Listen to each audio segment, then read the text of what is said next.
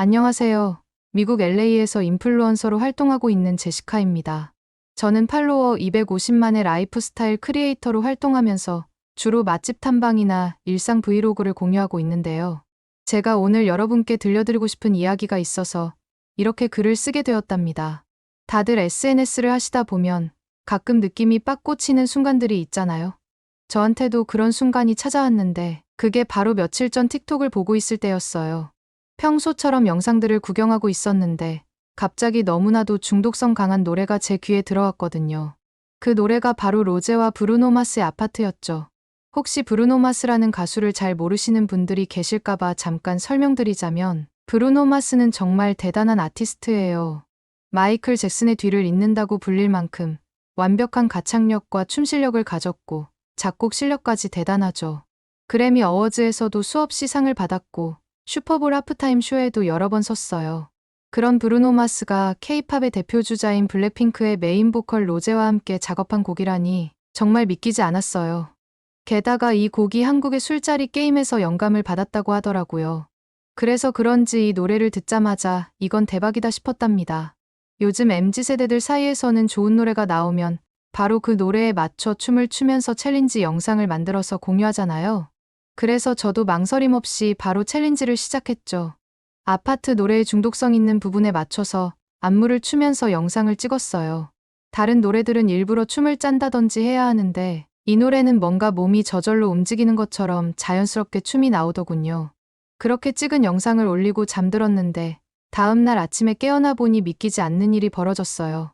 제가 올린 챌린지 영상이 무려 300만 뷰를 넘어가고 있는 거 아니겠어요? 평소에도 제 영상들의 조회수가 나쁘지 않은 편이긴 했지만 이건 정말 예상을 훨씬 뛰어넘는 수치였습니다.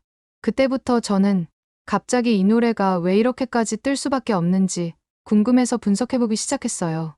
우선 요즘 같은 경우에는 SNS 특성상 반복되는 부분이 있고 중독성 있는 멜로디가 있는 노래가 잘 되는 경향이 있잖아요.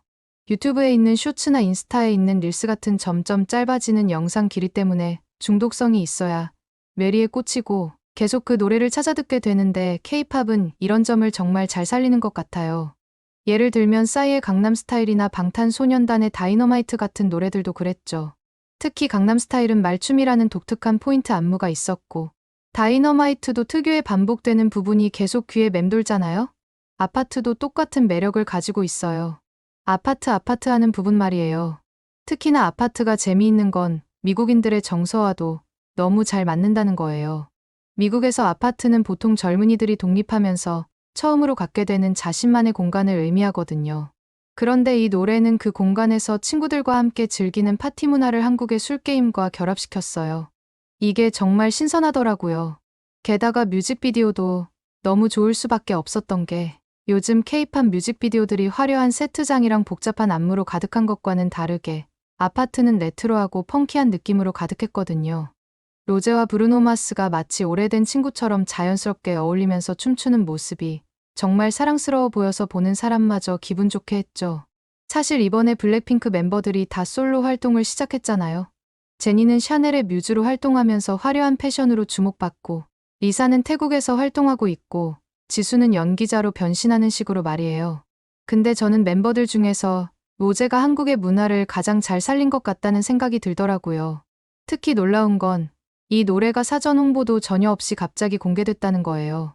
보통 큰 아티스트들은 컴백 한 달 전부터 티저도 올리고 예고편도 공개하면서 팬들의 기대감을 높이잖아요.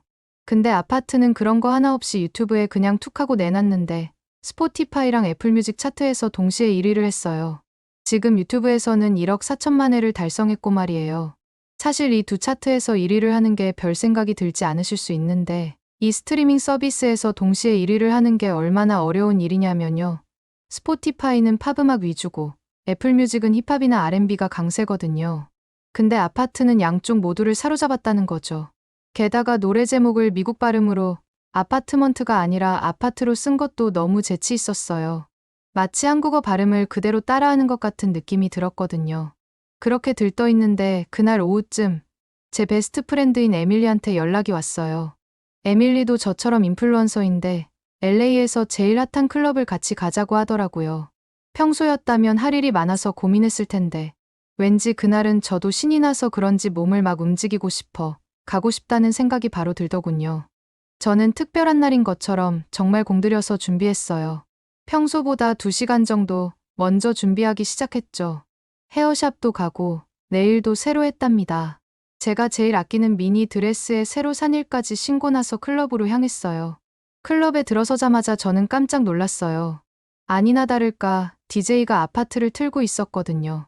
평소에는 힙합이나 일렉트로닉 음악이 주로 나오는 클럽으로 알고 있는데 K-팝이 나온다는 게 너무 신기했어요. 더 놀라운 건 클럽에 있는 모든 사람들이 아파트, 아파트 하면서 떼창을 하고 있었다는 거예요. 보통 클럽에서 노래에 맞춰서 춤을 출 뿐이지 이렇게까지 떼창을 하지는 않거든요. 그래서 저도 모르게 춤을 추기 시작했어요. 제가 아파트 노래에 맞춰서 로제가 춤을 추기 시작하니까 주변 사람들이 저를 따라하기 시작하더라고요. 오랜만에 신나게 몸을 흔드니 정말 기분이 좋았답니다. 하지만 이때까지만 해도 저는 몰랐죠. 이날 밤이 제 인생을 바꿀 거라는 거요. 한참을 신나게 춤추다가 화장실에 가야 할 것 같아서 자리를 이동하려는데 갑자기 저 멀리서 이상한 광경이 눈에 들어오더라고요. 어떤 남자가 술에 취한 아시아인 남자의 주머니에 손을 넣으려고 하는 거 아니겠어요?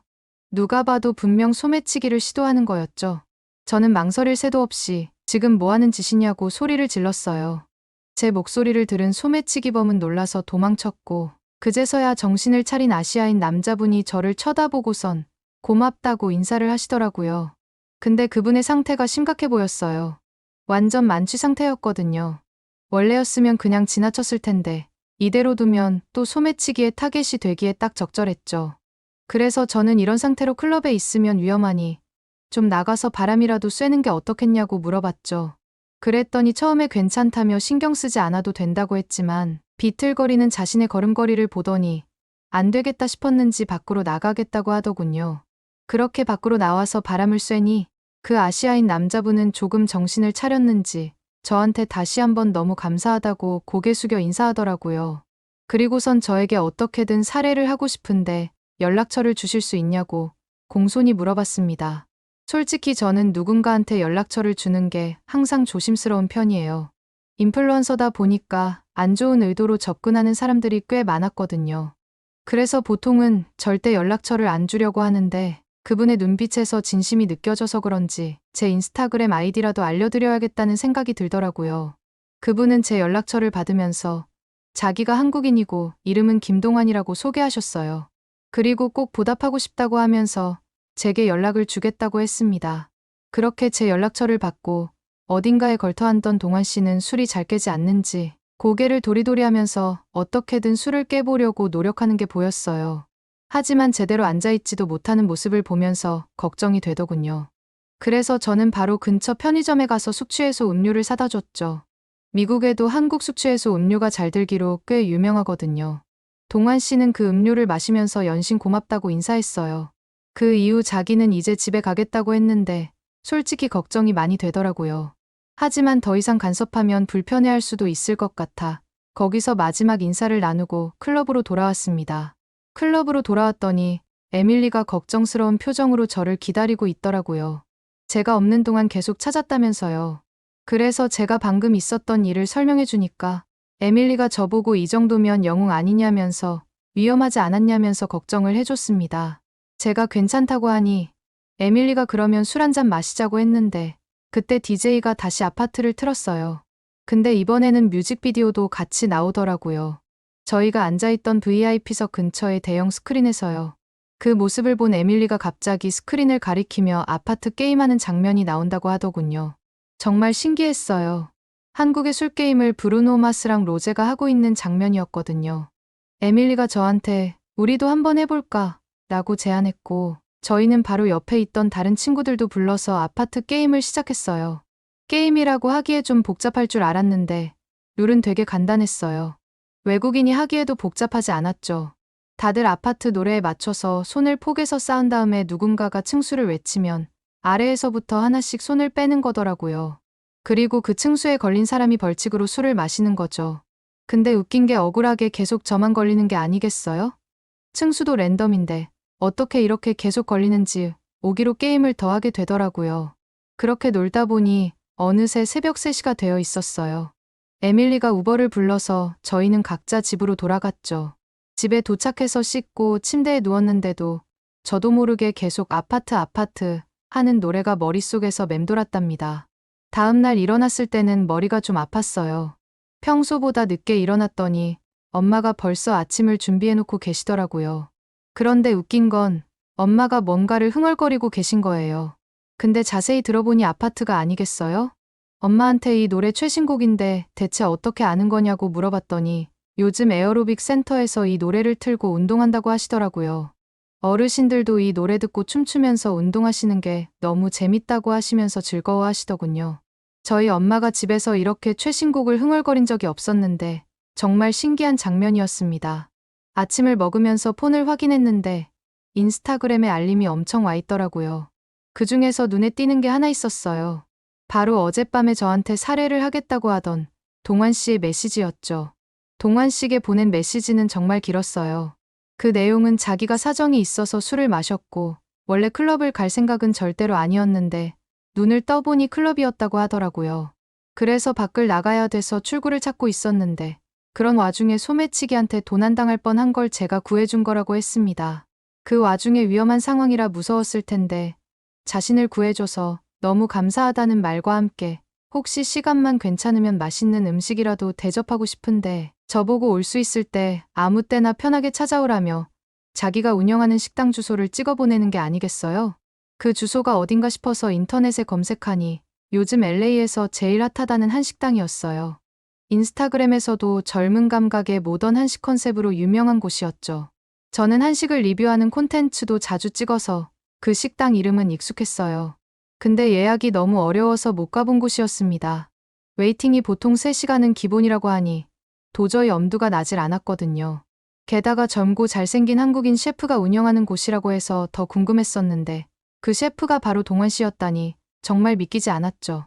기억을 되살려보면 어두워서 잘 안 보이긴 했지만 잘생겼던 것 같기도 했어요. 저는 동환 씨가 바쁠 것 같아서 바쁜 저녁 시간이 끝난 시간에 찾아갔어요. 가게 문을 열고 들어가니 동환 씨가 주방에서 뭔가를 정리하고 있다가 저를 보고는 깜짝 놀란 눈을 하더라고요. 그리고 앞치마를 벗어던지고 환하게 웃으며 달려왔어요. 어제는 정말 죄송했습니다. 그리고 정말 감사했어요. 하시면서 저를 맞이해줬어요. 여기까지 오느라 고생했다며 저한테 맛있는 걸 해주겠다고 하더군요. 한식을 좋아하긴 하지만 메뉴가 너무 많아서 고르기 어려웠어요. 그래서 동환 씨한테 추천해달라고 했더니 잠시 생각하고선 이렇게 말하더라고요. 다들 한국 하면 불고기만 떠올리는데 사실 저희 한국인들은 제육볶음을 더 자주 먹어요. 매콤달콤한 돼지고기 요리인데 된장찌개랑 같이 먹으면 정말 맛있어요. 저는 바로 좋다고 했고 동환 씨가 주방으로 들어가고 얼마 지나지 않아 제육볶음과 된장찌개가 나왔습니다.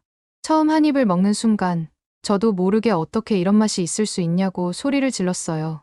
고기는 적당히 매콤하면서도 달콤했고 무엇보다 식감이 너무 좋았거든요. 된장찌개도 고소하고 진한 맛이 정말 좋았습니다. 이렇게 맛있는 한식은 처음이에요. 제가 너무 맛있게 먹는 모습을 보더니 동환 씨가 웃으면서 말하더라고요. 언제든 오세요. 맛있는 거 많이 해드릴게요. 그 얘기에 저는 당황스러웠죠. 그래서 아니에요. 그렇게까지 하실 필요 없어요. 라고 했더니 동환 씨가 진지한 표정으로 어제 정말 큰 도움을 받았다며 어제 도둑 맞을 뻔한 지갑에 아버지의 마지막 사진이 들어있다는 거 아니겠어요?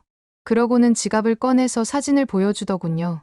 아버지와 함께 찍은 사진이었는데 두 분 다 앞치마를 하고 주방에 서 있더라고요. 동환 씨 말로는 이 가게가 원래 아버지 혼자 운영하시던 곳이었는데 20년 넘게 이 자리에서 한식당을 하셨다고 하더군요. 아버지께서 돌아가시고 나서 이 가게를 요즘 스타일로 트렌디하게 리모델링하고 메뉴도 새롭게 바꿨어요. 하지만 아버지의 레시피는 그대로 지키고 있죠. 특히 된장찌개는 아버지께서 가장 자신 있어 하시던 메뉴예요. 저는 동환 씨의 이야기를 들으면서 괜히 찡했습니다. 겉으로 보기에는 트렌디해서 최근에 오픈한 식당인 줄 알았는데 꽤 오래된 식당인 걸 알게 되니 왜 이제 알았나 싶더라고요. 그나저나 어제는 정말 죄송해요. 보통은 절대 술을 안 마시는데 동환 씨가 머쓱해하며 얘기하길래 저는 괜찮다고 오히려 도와줄 수 있어서 다행이라고 했어요. 그러다 저는 문득 그때 궁금했던 게 생각나서 물어봤습니다. 어제는 왜 그렇게나 술을 많이 마신 건지 궁금했거든요. 제가 물어보니 동환 씨는 잠깐 멈칫하더니 조용히 입을 떼기 시작했어요. 알고 보니 그날은 돌아가신 아버지의 생신이었다고 하더군요. 5년 전에 음주운전 사고로 아버지가 돌아가신 후로는 한 번도 술을 마시지 않았다고 했습니다. 그런데 어제는 아버지가 생각나서 옛날에 아버지가 살아생전 즐겨 드시던 부대찌개에 소주 한 잔을 했다고 했어요. 소주 한 잔이 어찌나 달던지 그게 한 잔이 되고 두 잔이 되다가 결국에는 세 병까지 마시게 되었다고 하더라고요. 그리고 그 뒤로는 기억이 잘 안 난다고 했어요. 술에 취한 나머지 집에 가야겠다 싶어서 밖으로 나왔는데 누군가가 자신의 손을 잡아 끌더래요. 눈 떠보니 클럽이었고 그때 제가 구해주지 않았다면 아버지의 사진이 들어있는 지갑을 잃어버릴 뻔했다고 하더라고요. 조용히 그 말을 듣는데 괜히 저도 울컥하더군요. 위로의 말을 건네야 하는데 왠지 모르게 입이 떨어지지 않았어요. 그렇게 정신없이 이야기를 나누다 보니 어느새 시간이 꽤 흘러있더군요. 동환 씨가 시간도 늦었는데 제가 데려다 드릴게요. 라고 하길래 평소 같았으면 웬만하면 처음 본 남자의 차를 타지 않는 저이지만 동환 씨는 왠지 신뢰가 가서 동환 씨 차를 타고 가기로 했습니다. 차에 타니 은은한 샴푸 향이 났어요. 평소에 제가 좋아하는 스타일의 향이더라고요. 동환 씨가 음악을 틀어도 되냐고 물어봐서 좋다고 했더니 제가 먼저 틀고 싶은 노래가 있다고 했어요. 당연히 아파트였죠. 노래가 나오자 동환 씨가 깜짝 놀라더라고요. 이 노래 처음 듣는데 신기하네요. 하길래 제가 설명했어요. 이번에 나온 블랙핑크 로제의 새 노래라고 말이에요. 지금 전 세계적으로 엄청난 인기를 끌고 있고 저도 매일 몇십 번씩은 듣고 있다고 말했습니다. 그렇게 동환 씨가 제 얘기를 듣고는 노래를 주의 깊게 듣더라고요. 그러더니 고개를 까딱까딱 하면서 따라 부르는 게 아니겠어요? 저는 그런 동환 씨의 모습을 보면서 이제 동환 씨도 중독됐으니 머릿속에서 무한으로 재생될 거라고 놀렸습니다. 동환 씨는 그렇게 아파트 노래를 계속 듣다가 갑자기 한국에서는 아파트라는 제목의 노래가 한참 전에도 나온 적이 있다는 걸 아냐고 말해주더라고요. 제가 궁금해서 그 아파트는 어떤 노래인지 듣고 싶다고 하니 동환 씨는 바로 찾아서 틀어줬어요. 그 노래를 듣자니 한국어라 가사는 잘 모르겠지만 왠지 모르게 쓸쓸하면서도 희망적인 멜로디더라고요. 사실 이 노래는 제 아버지가 정말 좋아하시던 노래예요. 최근에 나온 아파트처럼 신나고 밝은 느낌은 아니지만 나름의 매력이 있죠. 동환 씨의 목소리에서 아버지에 대한 그리움이 느껴졌어요. 저는 그런 동환 씨를 보면서 이 노래도 꽤 매력이 있는데요. 라고 하자 동환 씨는 자기의 생각을 공감해준 게 고마웠는지 살짝 웃으면서 운전을 했습니다. 집에 거의 다 왔을 때쯤 동환 씨가 조심스럽게 새로운 메뉴도 개발 중인데 먹어봐 줄 수 있냐면서 다음에도 식당에 와줄 수 있겠냐고 하더군요. 저는 1초의 망설임도 없이 물론이라고 했죠. 사실 전 이미 동환 씨의 요리에 완전히 푹 빠져 있었거든요. 그 후로 저는 틈만 나면 동환 씨의 식당을 찾았습니다. 식당에 가면 매번 새로운 메뉴를 먹어볼 수 있었는데 그 중에서도 특히 떡갈비가 정말 맛있었어요. 한 번은 동환 씨가 직접 만드는 과정을 보여주면서 설명도 해주더라고요. 소고기를 다지고 양파랑 마늘을 갈아서 넣고 그런 식으로 정성스럽게 하나하나 만드는 모습을 보면서 한국 요리는 이렇게나 정성이 많이 들어가니 정말 맛있을 수밖에 없겠다는 생각이 들었습니다. 그러던 어느 날이었어요. 동환 씨의 떡갈비가 너무나 그리워져서 평소에 가던 시간에 식당에 갔어요. 근데 가게 앞에서 예상치 못한 일이 벌어졌죠. 갑자기 누군가가 제 팔을 잡는 게 아니겠어요? 저한테 제시카가 아니냐면서 진짜 팬이라고 사인을 해달라고 하더군요. 보통 팬들이 알아보는 경우가 꽤 있는데 이렇게까지 무례하게 구는 경우는 처음이었어요. 너무 당황한 저는 팔을 빼려고 했는데도 놓아주질 않더라고요. 오히려 점점 더 세게 잡아당기면서 자기 폰으로 사진을 찍자고 하는데 너무 무서운 거 아니겠어요. 도저히 어떻게 해야 할지 당황스러웠죠. 그때였어요. 갑자기 누군가가 제 앞을 막아서더니 그 사람의 손을 제 팔에서 떼어내더라고요. 누군가 하고 보니 동환 씨였습니다. 평소에 부드러운 모습이 아닌 굉장히 단호하고 화가 난 듯한 모습이었죠. 팬이라면서 이렇게 무례하게 구는 게 말이 됩니까? 그런데 그 사람이 갑자기 중국어로 뭐라고 소리를 지르면서 동환 씨를 밀치려고 하더라고요. 동환 씨는 순식간에 그 사람의 팔을 뒤로 꺾으면서 말했어요. 한 번만 더 이러면 경찰에 신고하겠다고 말이죠. 그러자 그 사람이 바닥에 침을 뱉고는 중국어로 뭐라고 욕을 하면서 도망가 버리더군요. 한참을 굳어있던 저는 그제서야 숨을 제대로 쉴 수 있었습니다. 동환 씨가 제게 다가와서 걱정스러운 목소리로 놀라지 않았냐고, 다친 곳은 없냐고 물어보더라고요. 근데 그 순간 동환 씨의 샴푸 냄새가 코끝을 스치면서 갑자기 가슴이 두근거리기 시작했어요. 사실 평소엔 주방에서 음식 냄새가 강하다 보니 잘 못 느꼈는데 이렇게 가까이서 보니 향기와 함께 동환 씨가 너무 멋있어 보이더라고요.